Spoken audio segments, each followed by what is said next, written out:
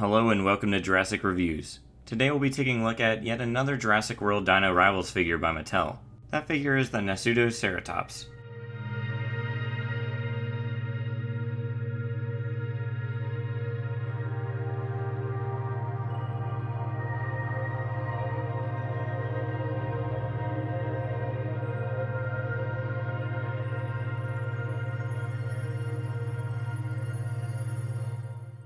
Before we begin, here's a quick look at its packaging.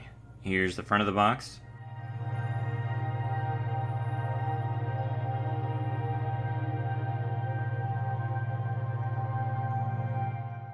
Here's the back of the box.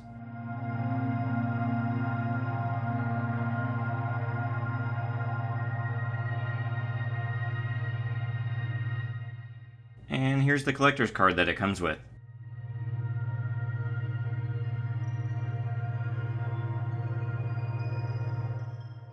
I thought I'd go ahead and review the other Battle at Big Rock figure since I just did the one on the Allosaurus, and I think I like this one even more.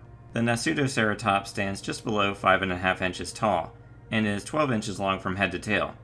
This is a really cool sculpt by Mattel, and the first time this dinosaur has appeared in a Jurassic line.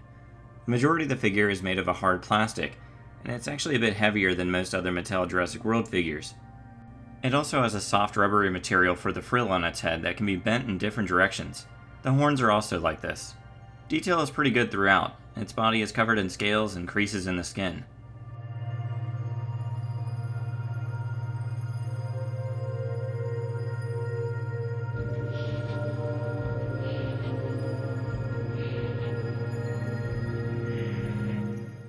Its head is also nicely detailed, with the area around its nose in particular looking pretty impressive. This is a nice figure, and I think the proportions look a bit better on it than the Allosaurus.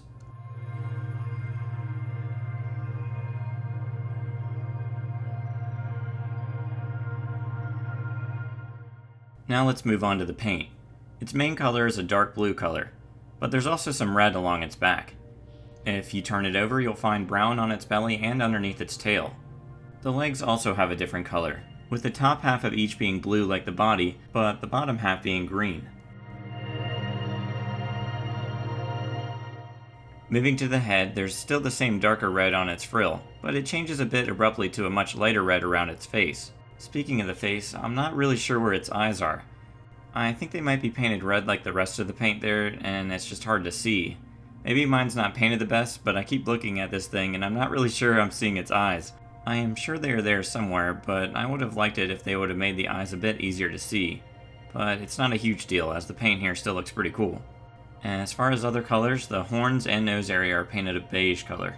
It's a pretty good paint job. The only thing that's a little odd to me besides the hard to see eyes is the random change to a bright red on the face. But it doesn't look too bad.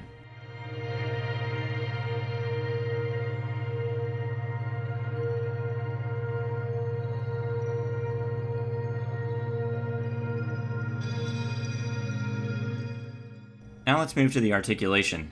Its head has a good amount of movement. I was actually surprised how much it can be turned despite being connected to the action feature. All four of its legs can move, each having sort of the snap into different places type of articulation often found on the Mattel Jurassic figures. The back legs can actually move a little more than the front legs. The tail can move too, but that is also connected to an action feature.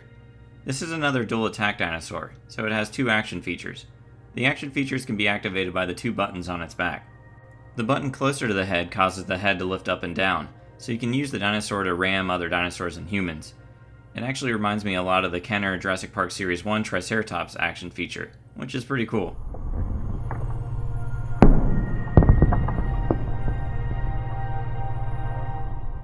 The other action isn't as cool, but it's still nice. The tail just moves back and forth, so you can knock down other figures. So the action features are pretty good on this one. I think this is one of the best dual attack setups so far.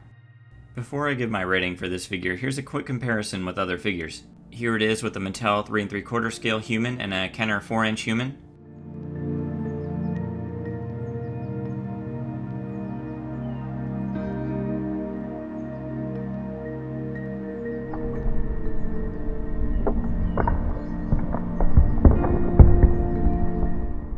Here it is with a Velociraptor.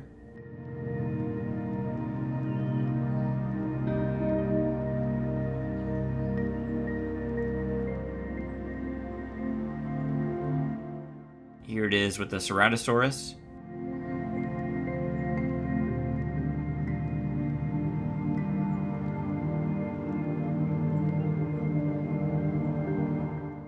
Here it is with the Albertosaurus.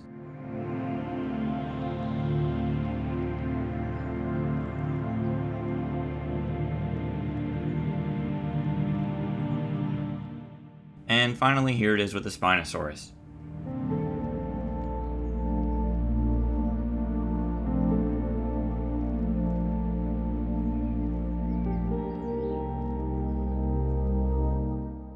For a rating out of 10, I give this one an 8.5.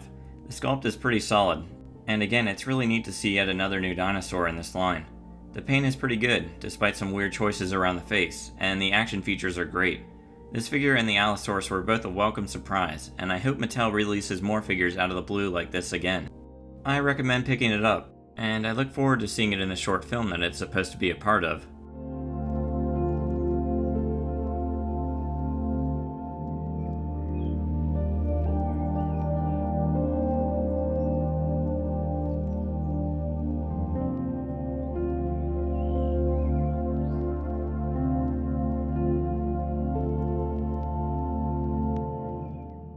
And that does it for the Jurassic World Dino Rivals Battle at Big Rock Nasutoceratops. If you enjoyed this video, be sure to subscribe. Thanks for watching and see you next time.